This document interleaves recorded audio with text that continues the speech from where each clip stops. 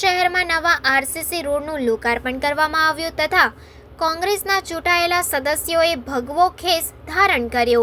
તારીખ 16 માર્ચ 2024ના દિવસે ઉમરેઠના ધારાસભ્ય ગોવિંદભાઈ પરમારના હસ્તે ભગવતીબેન ધુળાભાઈ ઠાકોર, ભૂલાભાઈ લલ્લુભાઈ ઠાકોર, માનાભાઈ શંકરભાઈ પરમાર, લીલાબેન સંજયભાઈ, પિંકીબેન મિથુનભાઈ પરમાર, પ્રશાંતભાઈ વિનુભાઈ પટેલ વિધિસર રીતે ભાજપમાં જોડાયા।